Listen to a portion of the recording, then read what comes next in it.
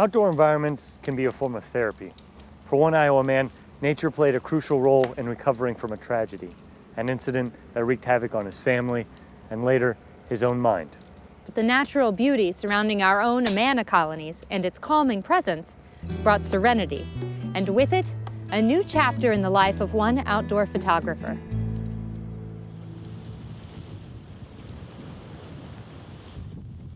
Among the frosted vegetation and wind-swept trails surrounding the Amana Colonies. This reminds me of the old days. Well, because I'd be out there on the water. Not the water, but on the lake.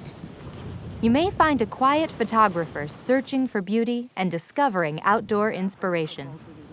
Documenting every season of the year, David Heusinkveld frequents this scenic location, recording the simple details of nature, a frozen lily, or a milkweed waving seeds into the frigid air. Lily Lake is where David discovered his photography skills later in life, and where he came to grips with something deeper, and tragically, much darker than a winter's night. David spent 25 years teaching behavior disorder students in Cedar Rapids. That was tell me, it was a real tough group of people to work with. You were good, though. You were darn good, and you had the record in the Cedar Rapids district for lasting that long. His wife, Carol, an Amana Colonies native, shared the region's beauty with her husband, and later their two children, Jordan and Forrest. It's just a magical place, being around in the colonies. The mill race, or the Iowa River coming through, or the trumpeter swans, or the deer. That's summer, winter, it's just all beautiful.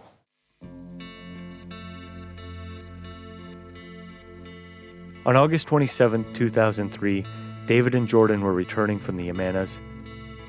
Along a nearby highway, an F-150 pickup crossed the center line, striking the Heusinkvelds head-on. Oldest son Jordan was killed instantly. David, knocked unconscious on impact and bleeding profusely, faintly recalls the off-duty firefighter that applied a life-saving tourniquet to his left arm. I almost bled out. I almost bled out. It was really, just within a few minutes, and I would have been gone. When David finally arrived in Iowa City, it was by life flight helicopter, and following emergency surgery, his life was spared. In an instant, the Heusinkveld family was changed forever. He was without oxygen for an unknown period of time, and I mean, he did take a blow to the head, but That was a car accident. yeah, it was a car accident, and you had several surgeries on your arm, and that first year was just a total blur and a total mess for all of us, having lost our oldest son, and just David's injuries, and then you did go back to work teaching, but things weren't exactly the same, and looking back now all these years, it's maybe there were some really early subtle signs that nobody caught on to. Over the ensuing months, family and doctors observed changes in David's mental acuity. Memory lapses, time gaps, and confusion confronted the 25-year teacher who had spent a career in classrooms helping students with their own problems. David would later write, "I struggled with intense grief, sadness, and regret, and I felt miserable. I reluctantly retired from teaching and pondered what to do next."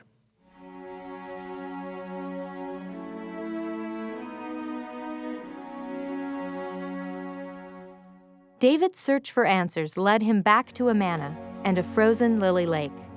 Stepping onto the crackling ice, he discovered a new world below and raced to find his camera. You could just see it, just for every little detail of it, which I thought was fantastic.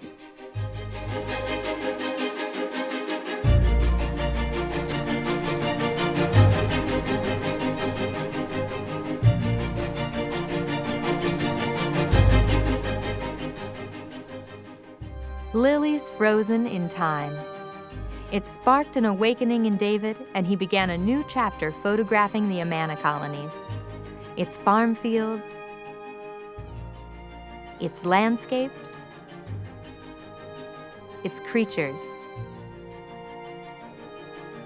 the nearby miles-long mill race, and its very special Lily Lake. Nobody else was out there looking at them. And the Lily Lake is pretty big. You know, I could walk around the whole thing and get nice pictures, no matter how. I always could get good pictures, it seemed like. With it no longer safe for David to drive, he ventured out with the help of family friends like John Johnson. He hiked the fields, trails, and countryside of an Iowa landscape best known for its German communal heritage. This newfound passion culminated in a published book, The Amana Landscape. It's a project devoted to the region's history, but more importantly, to hundreds of beautiful images, all taken by David. It's surprising, but I just feel so proud of David for having done this. And Well, especially getting up with you know, being a brain injury and being still able to do things is pretty lucky. David and Carol would later travel to book events in New York, accepting photography awards for a man who never intended fame from a frigid trip to Lily Lake. It was a blast. Very cool. when something shuts off, there's something else that's there that can be found and can be turned on, and you can find your way out of the darkness, and often it's through nature.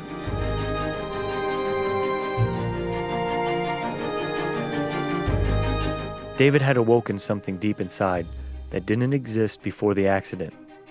As the son of a famous photographer, David had grown up in the industry, but chose a different path in education. She was very surprised about it. And, I don't know if you ever heard of Joan Liffring's Zug Beret. That's my mom. David's mother was amazed by his work, despite the ongoing mental trauma of memory loss. After assisting in its publication, she would later say his book was a triumph for anyone facing a mental or physical handicap. I have a keen mind for forgetting. Guess that's a positive way to look at it. Yeah, your short-term memory is just really almost non-existent anymore. And But I get by. yeah, you get by. And we've figured out ways to deal with it. It is a frontal temporal lobe dementia, which is what the diagnosis has been. And there has been somewhat of a decline over the years. The journey for David is ongoing. Since the book's release in 2012, his short-term memory continues to decline. He now resides at an assisted living facility in Iowa City, adorned with his favorite photos. I think it's quite beautiful too. And it looks like little things playing in the water. I think just going through what he went through made him see the world a little bit differently. Looking at these pictures makes me realize how incredibly special it is. And I've started looking at things a little bit differently when I go out in the woods. I mean, there certainly were dark times. We were in the dark times for quite a while. And for David, this helped you get out of those dark times. And really, It's true, really did. Well, you have to have an outlet. Yeah, and really discover and find something else Yeah. to help you fill your mind and to fill your day that you really enjoyed. But Carol, his wife of more than 30 years, says David still yearns for day trips back to the Amanas, back to the mill race, and back to Lily Lake. Nestled along the edge of Lily Lake sits a bench marked in dedication to their son, tragically lost more than a decade ago. The first page of David's book has a similar message. He titled his favorite sunset, "In Memory of Jordan."